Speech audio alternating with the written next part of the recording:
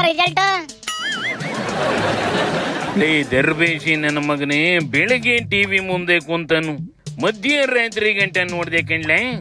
ಯಾವ ಪಾರ್ಟಿ ಗೆಲ್ತು, ಯಾವ ಸೋಲ್ತು, ಯಾರ ಅಧಿಕಾರ ಹಿಡಿತಾರೆ ಅನ್ನೋದೇ ಅರ್ಥ ಆಗ್ಲಿಲ್ಲ ಕಣ್ಲ ಬಿಗ್ನೇಶಿ. ಮೋದಿ ಭಾಷಣ ಮಾಡ್ಲಿಲ್ವಲ್ಲ ಅಣ್ಣ, ನಾವು ಗೆದ್ದಿದ್ವಿ 3ನೇ ಸತಿ ಸರ್ಕಾರ ಮಾಡ್ತೀವಿ ಅಂತವ. ಅದನ್ನು ನೋಡ್ದೆ ಕಣ್ಲೆ. ಅದೇ ತರಕ್ಕೆ ರಾಹುಲ್ವಿ ನಾಳೆ ನಾಡಿದ್ದು ನಮ್ಮವ್ರ ಜೊತೆ ಕುಂದ್ಕೊಂಡು ಡಿಸೈಡ್ ಮಾಡ್ತೀವಿ, ಗೌರ್ಮೆಂಟ್ ಮಾಡ್ತೀವೋ ಇಲ್ವೋ ಹೇಳ್ತೀವಿ ಅಂತಲ್ಲೇ. ಅದೇ ಕಣ ಟ್ವಿಸ್ಟ್. ಈ ಸರ್ತಿ ಯಾರಿಗೂ ಬಹುಮತ ಬಂದಿಲ್ಲ. ಗ್ಯಾಪ್ ಅಲ್ಲಿ ಚಂದ್ರಬಾಬು ನಾಯ್ಡುವೆ ನಿತೀಶ್ ಕುಮಾರ್ವೆ ಲಾಭ ಮಾಡ್ಕೊಳಕ್ ಏನಾರ ನಿಂತ್ಕೊಂಡ್ರೆ ಯಾರು ಗೌರ್ಮೆಂಟ್ ಮಾಡ್ತಾರೋ ಎಷ್ಟು ದಿನ ಗೌರ್ಮೆಂಟ್ ಇರ್ತದೋ ಅಂತ ಹೇಳಕ್ ಆಗೋದಿಲ್ಲ. ಅಶೋಕ್ ಸುಗಂಧರಾಜ ಹೂವಿನ ಕೃಷಿ ಮಾಡಿ ಅರ್ಧ ಎಕರೆಗೆ 3.5 ಲಕ್ಷ ಗಳಿಸ್ತಿದ್ದಾರೆ. ನೀವು ಕೂಡ ಅವರಿಂದ ಕಲಿಬೇಕಾ? ಅವ್ರ ಜೊತೆ ವಿಡಿಯೋ ಕಾಲ್ ನಲ್ಲಿ ಮಾತಾಡ್ಬೇಕಾ? ಈಗಲೇ ಫ್ರೀಡಮ್ ಆಪ್ ಡೌನ್ಲೋಡ್ ಮಾಡಿ. ಹಂಗಾಗೋಯ್ತದೆ ಗೌರ್ಮೆಂಟ್. ಹಂಗೆ ಯಾಕೆ ಮಾಡಿದ್ರಲ್ಲ ನಮ್ ಜನ? ಅತ್ಲಾಗೋ ಇಲ್ಲ ಇತ್ಲಾಗೋ ಒಟ್ಟಿನಲ್ಲಿ ಯಾರೋ ಒಬ್ರಿಗೆ ಅಧಿಕಾರ ಕೊಟ್ಟಿದ್ರಿ, ನೀಟಾಗಿ ನಡ್ಕೊಂಡು ಹೋಗಿರೋದಲ್ಲ. ಒಂದ್ ರೀತಿಲಿ ಹೇಳ್ಬೇಕು ಅಂದ್ರೆ ಹಿಂಗ್ ಬಂದಿರೋದೇ ಒಳ್ಳೇದು ಕಂಬುಳಣ.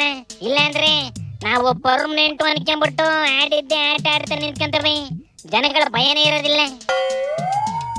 ಇನ್ ಮೇಲೆ ನೋಡ್ತೀನಿ ಕಣ್ಲೆ, ಜನಗಳ ಮೇಲೆ ಅದೆಷ್ಟು ಭಯ ಭಕ್ತಿ ಮಾಡಿಕೊಂಡಿರ್ತವೆ ಅಂತವ. ಅಂದಂಗೆ ರಾಜ್ಯದ ಎಲೆಕ್ಷನ್ ಕತೆ ಏನಾತ್ಲೆ? ರಾಜ್ಯದಲ್ಲೂ ಸೇಮ್ ಟು ಸೇಮ್ ಕಣ. 20 ಗೆಲ್ತೀವಿ ಅಂತವ ಕಾಂಗ್ರೆಸ್ ನಾವು ಹೇಳ್ಕೊಂಡು ಓಡಾಡ್ತಿದ್ದು, ಆದ್ರೆ 9 ಗೆದ್ದವೆ. ಇನ್ನ JDS ಬಿಜೆಪಿ ಸೇರ್ಕೊಂಡು 28 ಗೆದ್ಬಿಡ್ತೀವಿ ಅಂತಿದ್ದು, 19 ಗೆದ್ದವೆ. ಅಲ್ಲಿಗೆ ಹೇಳ್ದಂಗೆ ಯಾರು ಗೆಲ್ಲಿಲ್ಲ ಎಂದಂಗಾಯ್ತಲ್ಲ ಬೇಕನೇಶಿ. ಕಣೆ ಅದೇ ತರಕ್ಕೆ ಯಾರು ಸೋತಿಲ್ಲ ಅಂತಲೂ ಹೇಳ್ಬೋದು ಕಣೆ. ಒಂದೇ ಒಂದ್ ಸೀಟ್ ಅಲ್ಲಿ ಇದ್ದಿದ್ ಕಾಂಗ್ರೆಸ್ 9ಕ್ಕೆ ಹೋದ್ರೆ ಇನ್ನ 1 ಸೀಟ್ ಗೆದ್ದಿದ್ JDS 2ಕ್ಕೆ ಹೋಗೈತಿ. ಸೂಪರ್ ಮಾಮ. 3ರಲ್ಲಿ 2 ಗೆದ್ದೈತಲ್ಲ, ಶಬ್ಬಾಯಿಸ್ಕೊಂಡ್ಲೆ. ಆದ್ರೆ ಒಂದೇ ರೀತಿಲಿ ಬಿಜೆಪಿನೇ ಸೋತಂಗಾಯ್ತಲ್ಲ.